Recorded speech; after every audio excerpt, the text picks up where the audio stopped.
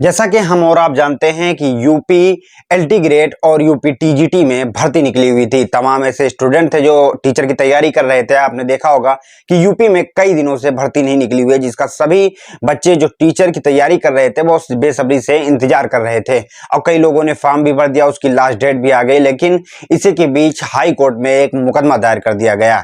मुकदमा इस बात को लेकर दायर किया गया कि जो एलटी ग्रेड है और जो यूपी टीजीटी है, जो एग्जाम होने हैं, इसमें सीटेट और सीटेट को अनिवार्य किया जाए। और इसको लेकर इसकी सुनवाई शायद 21-22 अगस्त को है। लेकिन आप सोचिए कि कितने दिन बाद यूपी में वैकेंसी निकली है, और वैकेंसी निकलने के बाद भी तमाम ऐसे लोग हैं जो इसको लेकर जाके दायर कर रहे हैं कोर्ट में, और फिर कहीं ना कहीं इस भर्ती को फंसा दिया जाएगा। आप देखे होंगे कि 69,000 भर्ती निकली हुई थी। वो भी भर्ती निकली हुई, फिर उसमें कई लोगों को प्रॉब्लम हुई। कई लोगों ने इसमें हाई कोर्ट का रास्ता अपनाया, कई लोगों ने सुप्रीम कोर्ट का रास्ता अपनाया। और उसका नतीजा क्या निकला कि 69,000 में अभी भी कुछ टीचर हैं जो अभी तक लड़ रहे हैं, और कुछ लोगों को जो है नियुक्ति भी मिल गई है, वो जॉब कर रहे हैं। इससे पहले भी एक आध दो भर्तियां ऐसी हैं, आप देखेंगे अगर सर्च करेंगे तो जो भी कोर्ट गया है, कहीं ना कहीं समय बहुत लगा है। और तमाम ऐसे लोग भी आपको मिल जाएंगे कि चलिए कोर्ट चलिए, हम फैसला दिला देते हैं, टेट करा देते हैं, सीटेट करा देते हैं। आप सोचिए कि सरकार की तरफ से वैकेंसी निकाली जाती है, और बड़े बड़े जो अधिकारी लोग होते हैं उसमें वो उसकी योग्यता निकालते हैं, और उस योग्यता के हिसाब से भर्ती निकालते हैं। लेकिन हम और आपके बीच में से ही ऐसे लोग हैं जो सरकार को ही सलाह देने लगते हैं कि आपने तो सिर्फ बीएड अनिवार्य किया है, इसमें टेट और सीटेट को भी अनिवार्य किया जाए। इसके लिए हाई कोर्ट में चले जाते हैं, फिर तारीख पे तारीख मिलती है, और उसके बाद फिर भर्तियां फंस जाती हैं। उसके बाद फिर सभी लोग कहते हैं कि वैकेंसी नहीं आ रही है। सरकार अगर वैकेंसी निकाल रही है तो कम से कम, अगर बीएड किए हुए हैं तो आप भी बीएड किए हुए हैं, आप भी कर लीजिए, आप भी कर सकते हैं। लेकिन बीएड करने के बावजूद कुछ लोगों को ये होता है कि चलो डाल देते हैं, हमारी कमाई हो जाएगी। उसमें ऐसा भी होता है, कई बच्चे नहीं होते, कई ऐसे भी लोग होते हैं जो सिर्फ वैकेंसियों को फंसा देते हैं हाई कोर्ट और सुप्रीम कोर्ट के चक्कर में। अब आप सोचिए कि हाई कोर्ट में गए हुए हैं, अब वहां सुनवाई होगी, फिर हो सकता है नेक्स्ट डेट मिले, फिर हो सकता है नेक्स्ट डेट मिले, फिर उसके बाद कह दे कि नहीं अब टेट सीटेट नहीं चाहिए, तो फिर दोबारा भरा जाए, या क्या होता क्या नहीं वो तो आने वाले वक्त में मालूम पड़ेगा। लेकिन आप सोचिए कि जैसे बिहार में वैकेंसी निकलती है, उस पे भी कई चीज ऐसे होते हैं जो पूछे जाते हैं अपने यूपी में, लेकिन बिहार में नहीं पूछे जाते। तो क्या उसके लिए हाई कोर्ट चला जाना चाहिए कि नहीं, क्यों पूछा जा रहा है, क्यों नहीं पूछा जा रहा है? आप अपनी तैयारी परफेक्ट करिए। परफेक्ट तैयारी करेंगे आपने बीएड किया हुआ है, आप परफेक्ट तैयारी करिए, सरकार की तरफ से नोटिफिकेशन जारी हुआ है, आपको नियुक्ति मिल जाएगी अगर आपने तैयारी किया है।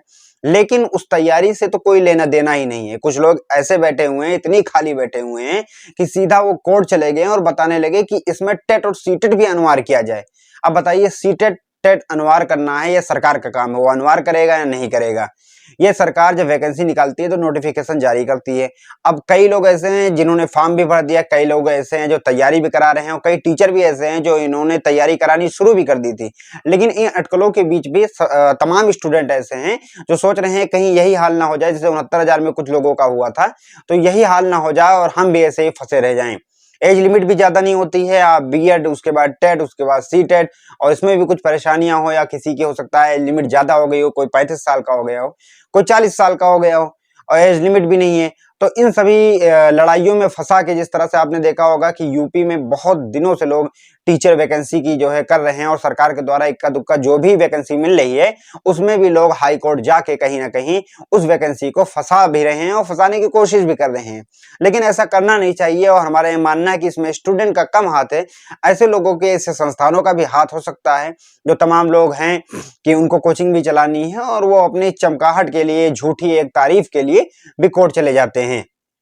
अब कौन गया है कौन नहीं ये तो हमें नहीं मालूम है, लेकिन कभी भी अगर वैकेंसी आती है, खासतौर पे टीचर की इतनी दिनों बाद, और इतनी कम वैकेंसी आती है और कितने ज्यादा फॉर्म डलते हैं, इसके बीच भी लोग हाई कोर्ट चले जाते हैं, और ये जो थोड़ी बहुत पद भी आते हैं वो भी फंस जाता है। अब इससे पहले देखिए यूपी पुलिस की निकली, उसमें कोई विवाद नहीं, कुछ नहीं, और कितनी साफ तरीके से भर्ती हुई, सबने ज्वाइनिंग लेटर भी पा गया और सबके हो गए।